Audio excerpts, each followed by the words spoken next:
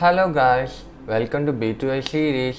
இது வந்து day 18. இன்னைக்கு நம்ம என்ன கத்துக்க போறோம்னா XML-HTTP-request. அப்படினா அது என்னன்னா ஒரு JavaScript மூலமா நம்ம ஒரு சர்வருக்கு ரிக்வெஸ்ட் மாதிரி கேட்டு அதுக்கு அந்த சர்வர் என்ன பண்ணனும்னா ஒரு ரெஸ்பான்ஸ் மாதிரி நம்ம கிட்ட கொடுக்கும். அதுவும் இது வந்து எல்லாமே async-ல நடக்கும். async-னா என்னன்னா எந்த டிஸ்டர்பன்ஸும் இல்லாமல் அழகாக நடக்கும். இதுதான் இதுக்கான பேசிக்கான கான்செப்ட். வாங்க நம்ம அதை பற்றி பார்க்கலாம் டீட்டெயிலாக. அப்படின்னா என்ன, அது என்ன மாதிரி பண்ணும், இதெல்லாம் முதல்ல சிங்க்குக்கும் ஏசிங்க்குக்கும் என்ன வித்தியாசம் பார்த்துடலாம். இந்த கோடை நம்ம காப்பி பேஸ்ட் பண்ணிக்கலாம். காப்பி பேஸ்ட் பண்ணி இங்கே போடலாம். இங்கே நான் எதுவுமே பண்ணல, என்னென்னா ஒரு ஸ்கிரிப்டாக யூஸ் பண்ணி நான் அந்த ஃபைலை லிங்க் மட்டும் நான் பண்ணேன். அண்ட் இந்த ஃபைலை எதுவுமே இல்லை. வெயிட் பண்ணுங்கள், நான் எங்கே போயிடுறேன். அப்புறம் கன்சோலாக ஓப்பன் பண்ணிக்கலாம். அதுக்கப்புறம் கோடை பேஸ்ட் பண்ணிக்கலாம். இங்கே பாருங்கள், ஆப் ஸ்டார்ட்டு ப்ராசஸ் இந்த நேம் கொடுத்ததுக்கப்புறம் தான் டேரெக்டாக அந்த எண்டுக்கு போகும். இதுதான் சிங்க்கு. ஓகே, அந்த லைன் முடிகிற வரைக்கும் அது அதாவது பிளாக் பண்ணி வைக்கும் ஃபுல் ப்ராசஸை. இதுக்கான ஆப்போசிட்னா ஏசிங்க்கு. அதுவும் நம்ம கோட் பேஸ்ட் பண்ணி பார்த்துடலாம். இப்போ பாருங்கள், ஆப் ஸ்டார்ட்டு ப்ராசஸ்ஸு எண்டாச்சு. அதுக்கப்புறம்னா இங்கே வந்து நேம் மாதிரி கேட்குது. இதான் வந்து ஏசிங்க்கு. இது என்ன பண்ணுன்னா பேசிக்காக எல்லா ப்ராசஸும் முடிச்சுட்டு கடைசியாக அந்த வேலை போய் பார்த்துக்கும். இதுதான் நமக்கு அது எந்த டிஸ்டர்பன்ஸும் பண்ணாமல் அழகாக பண்ணி கொடுத்து முடிச்சிடும். ஸோ ஏன் இது இந்த மாதிரி நடக்குது பார்க்கலாம். அதுக்கு ஒரு குட்டி எக்ஸாம்பிள் இங்கே எடுத்துப்போம். இந்த கோட் காப்பி பேஸ்ட் பண்ணிப்போம். அதுக்கப்புறம் இங்கே பேஜை திருப்பி ரீலோட் பண்ணலாம். இதோ இங்கே பாருங்கள், ஸ்லோவாக ப்ராசஸ் ஆகி வருதா. So hello process bye. இந்த கோட் பேசிக்காக என்ன பண்ணுதுன்னா, நான் செட் டைம் அவுட்டில் 2 செகண்ட் 3 செகண்ட்ஸ்க்கு நான் செட் பண்ணிக்கிறேன். 2 செகண்டில் ஹலோ சொல்லிட்டு வருது. அதே இங்கே கொஞ்ச நேரம் கழிச்சு இந்த ப்ராசஸ் சொல்லிட்டு வருது. அதுக்கப்புறம் 3 செகண்டில் இது வருது, கரெக்டாக வருது. இப்போது நான் செட் டைம் அவுட்டில் நான் 1 செகண்ட் நான் கொடுத்தேன்னா என்ன ஆகும் பார்க்கலாம். இப்போ பாருங்கள், இங்கே பாருங்கள் இதை பாருங்கள், ஹலோ பை ப்ராசஸ். எப்படி இப்போ நம்ம என்ன பண்ணோன்னா 2 செகண்ட் 3 செகண்ட் அதுக்கப்புறம் தான் 1 செகண்ட் வருது. இது பேசிக்காக என்ன சொல்லுவாங்கன்னா வந்து இதோ இங்கே நான் இங்கே ஒரு இமேஜ் இருக்கா. இந்த இமேஜ் என்ன பண்ணுதுன்னா பேசிக்காக call stack, web APIs, callback Q.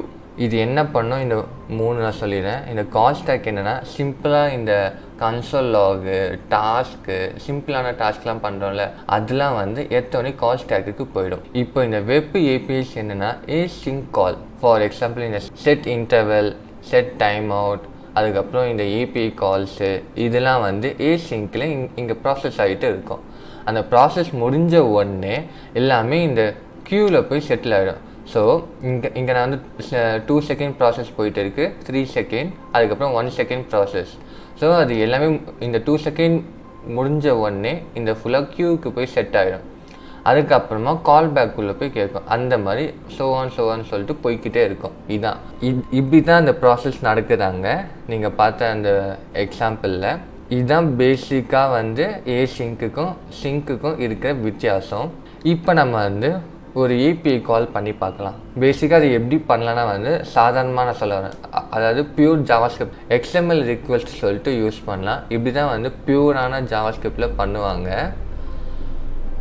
பேசிக்காக அது என்ன ஆகும்னா, இப்போ நம்ம ஏதாச்சும் ஒரு டேட்டா நம்ம கேட்குறோன்னா சைலண்ட்டாக சர்வர்கிட்ட போய் கேட்டுட்டு இன் ரெஸ்பான்ஸ் வந்து அந்த சர்வர் வந்து ஒரு டேட்டாவோ இல்லை ஜேசானோ கொடுக்கும். ஸோ அது கொடுத்த உடனே டேரெக்டாக நம்ம டேட்டாவை டிஸ்பிளே பண்ணி காமிக்கலாம். அந்த டைமில் நீங்கள் என்ன வேணால் பண்ணலாம், ஸ்க்ரோல் பண்ணலாம், வேறு ஏதாச்சும் ஒரு கமெண்ட்டை பார்க்கலாம், போஸ்ட்டை பார்க்கலாம், என்ன வேணால் பார்க்கலாம். ஸோ இதுதான் பேசிக்கான கான்செப்ட். பேஜுக்கு எந்த வகையிலையும் அதை டிஸ்டர்ப் பண்ணாது. அது எப்படி ஜாவாஸ்கிரிப்டில் யூஸ் பண்ணலான்னா, நியூ XML-HTTP-request சொல்லிட்டு இந்த ஆப்ஜெக்டை நம்ம மேக் பண்ணோன்னா அழகாக மேக் ஆகிடும். அதுக்கப்புறமா அதில் வந்து 2 மோடான இருக்குது சொன்னல, சிங்க்கு ஏசிங்க்கு. அதுக்கப்புறம் அதில் 3 மெத்தட் நம்ம போடலாம். Method, URL, ஏசிங்க். முதல்ல மெத்தட் நான் என்ன சொல்லிடுறேன். மெத்தடில் வந்து பேசிக்காக HTTP அட்ரஸ் சொல்லுவாங்க. அது என்ன பேசிக்கானா கெட்டு, போஸ்ட்டு, டெலிட்டு, புட்டு. நம்ம இதில் ஃபஸ்ட்டு 2 தான் பார்க்க போகிறோம், கெட்டு, போஸ்ட்டு. கெட்டு என்ன பண்ணுன்னா ஃபுல் ஓப்பனாக நமக்கே காமிச்சிடும். ஓகே, இவன் இந்த யூஆர்எல்லில் இதை போய் தான் பார்க்குறான். ஃபார் எக்ஸாம்பிள் நான் சொல்கிறேன் இதுங்க. இப்போ இது வந்து நான் கெட்டு யூஆர்எல். இது கெட்டு யூஆர்எல் என்னன்னா டேரெக்டாக நம்ம இந்த யூஆர்எல் காப்பி பேஸ்ட் பண்ணி போட்டோன்னா இது அழகாக காமிக்கும். ஓகே, இவன் இந்த யூஆர்எல்லில் இதை போய் பார்க்குறான் சொல்லிட்டு இந்த கெட்டு பார்க்கும். ஆனால் போஸ்ட் என்ன பண்ணோன்னா சீக்கிரட்டாக யாருக்கும் தெரியாமல் பாடிக்குள்ளே போய் அமுச்சு விட்டுரும். ஆனால் அந்த யூஆர்எல்குள்ளே என்ன போகுது தெரியாது. அதுதான் அதுக்கான வித்தியாசம் போஸ்ட்டுக்கும் கெட்டுக்கும். போஸ்ட்டு எங்கே மோஸ்ட்டாக யூஸ் பண்ணுவாங்கன்னா இந்த லாகின் நம்ம பண்ணுவோம்ல, ஃபேஸ்புக்கு, பேங்க்கு எல்லா லாகின்க்கும் போஸ்ட்டு தான் யூஸ் பண்ணுவோம். கெட்டு வந்து இந்த டேட்டாஸ்லாம் நம்ம வாங்குவோம்ல, இந்த போஸ்ட்டு, கமெண்ட்ஸு, அது எல்லாமே கெட்டில் வந்து வாங்குவாங்க. அதுக்கப்புறம் யூஆர்எல், நம்ம என்ன யூஆர்எல் நம்ம போய் கேட்போம். இப்போ நான் இந்த யூஆர்எல் லிங்க்கு கொடுத்தேன்ல, இந்த டெக்ஸ்ட்டு, இந்த யூஆர்எல் போய் அது போய் கேட்கும். ஏசிங்க் என்னென்னா நம்ம ஃபால்ஸ் கொடுத்தா சிங்க்கு போகும், ட்ரூ கொடுத்தா ஏசிங்க்கு போகும். இப்போ நம்ம கோட் பண்ணி பார்க்கலாம். இது நம்ம காப்பி பேஸ்ட் பண்ணிக்கலாம். காப்பி பேஸ்ட் பண்ணி இதோ பாருங்கள், இங்கே XML ஆப்ஜெக்ட் சொல்லிட்டு காமிக்கிட்டா அதில் நம்ம வந்து செட் பண்ணோம். About, on error, on load எல்லா மெத்தடும் இருக்குது. ஸோ இதுதான் இப்போ நம்ம அந்த மெத்தட் ஃபுல்லாக செட் பண்ணி வச்சுட்டோம். அது இப்போ நம்ம கால் பண்ணணும், சர்வர் கால்க்கு நம்ம பண்ணணும். XHR.open அதில் கெட்டு URL ட்ரூ. ஓகே, நம்ம இது கனெக்ஷன் நம்ம ஓப்பன் பண்ணிட்டோம். ஓப்பன் பண்ண உடனே ஆக்சுவலி நம்ம கனெக்ஷன் ஓப்பன் பண்ண உடனே அந்த கனெக்ஷன் நம்ம சென்ட் பண்ணோம். சென்ட் பண்ணதுக்குனா வந்து இங்கே ஒரு கமாண்ட் இருக்குது. அது என்னென்னா XHR.send. இந்த மாதிரி நீங்கள் சென்ட் பண்ணிங்கன்னா நீங்கள் இந்த ஃபுல்லாக ப்ரௌசரில் நெட்வொர்க் டேப்பில் பார்க்கலாம். இங்கே பாருங்கள், ஆப் நம்பர் 9ல் HTTP-request சொல்லிட்டு போயிருக்கு. அந்த ரிக்வெஸ்ட் பார்த்தா இங்கே பாருங்கள், இங்கே இந்த ரிக்வெஸ்ட் பார்த்தா கெட்டில் போயிருக்கு 200. அதுக்கப்புறம் என்ன ஐபி அட்ரஸ், அதுக்கப்புறம் அதுக்கான ஃபுல்லாக ஹெட்டர் ஃபுல்லாக செட் பண்ணி கொடுப்பாங்க. அது பேசிக்காக போக வேணாம் இப்போது. அதுக்கப்புறம் டேட்டா சொல்லிட்டு காமிக்குது. இதே டேட்டா தானே இங்கேயானே இருக்குது, சேம் டேட்டா. அப்படின்னா நம்ம கால் பண்ணி பார்த்துட்டோம், ஆனால் டேட்டா நம்மளால் பார்க்க முடியல ஜாவாஸ்கிரிப்டில். ஸோ அது எப்படி பார்க்கலான்னா வந்து சொல்கிறேன். அது வந்து அந்த ஒன்ஸ் அந்த டேட்டா வந்ததுக்கப்புறம் நம்ம என்ன பண்ணணும்னா ஆன்லோட் சொல்லிட்டு பார்க்கணும். ஆன்லோட் என்ன பண்ணால் அந்த டேட்டா ஃபுல்லாக வந்த உடனே நம்ம என்ன பண்ணணும் சொல்லிட்டு நம்ம பண்ணலாம். அதுதான் இதுக்கான கோடு. இதோ பாருங்க, இப்போ நான் இந்த 2 லைனை அன்கமெண்ட் பண்ணுறேன். இப்போ பார்த்தா அந்த இன்ஃபர்மேஷன் நம்மளால் பார்க்க முடியுதா, கரெக்டாக வந்துச்சா. அதுக்கப்புறம் ஸ்ட்ரிங்கு சொல்லிட்டு இங்கே காமிக்குது. என்னத்துக்கு நமக்கு ஸ்ட்ரிங்கு சொல்லிட்டு காமிக்குது, ஆனால் இந்த நெட்வொர்க் டேப்பில் பார்த்தா நமக்கு ஒரு ஜேசன் டேட்டா மாதிரி காமிக்குதா, அரே ஆஃப் ஆப்ஜெக்ட் சொல்லிட்டு. இந்த மாதிரி பார்க்கணுன்னா என்ன பண்ணணும்னா அது வந்து ஸ்ட்ரிங்கில் இருக்குது. ஆப்ஜெக்டை நம்ம ஸ்ட்ரிங்காக மாற்றலாம், அதே மாதிரி ஒரு ஸ்ட்ரிங்கை நம்ம ஆப்ஜெக்டாக மாற்றலாம்.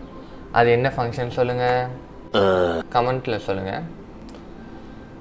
இதுதான் அது பேசிக்காக மாற்றோம். என்னென்னா JSON.parser அந்த ஸ்ட்ரிங்கை நம்ம பாஸ் பண்ணி கன்ஸ்ட்ரக்ட் பண்ணால் இப்போ நமக்கு வந்து ஒரு அரே ஆஃப் ஆப்ஜெக்டை நமக்கு காமிக்கும். இதுதான் நம்ம அழகாக ஒரு டேட்டாவை ஜாவாஸ்கிரிப்ட் மூலமாக அந்த கால் பண்ணி அந்த டேட்டாவை நம்ம வாங்கிட்டோம். இப்போ இந்த டேட்டாவை வச்சு நம்ம என்ன வேணால் பண்ணலாம்.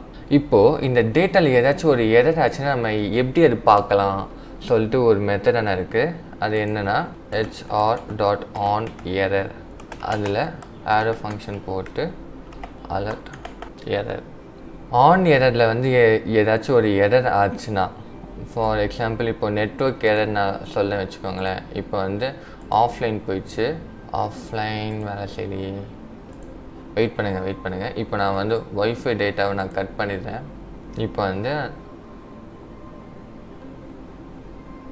வந்து நான் ஒய்ஃபை கட் பண்ணிட்டேன். ஸோ இப்போ நம்ம பேஜை ரீலோட் பண்ணால் ரிசர்வ் லாக்ஸ்.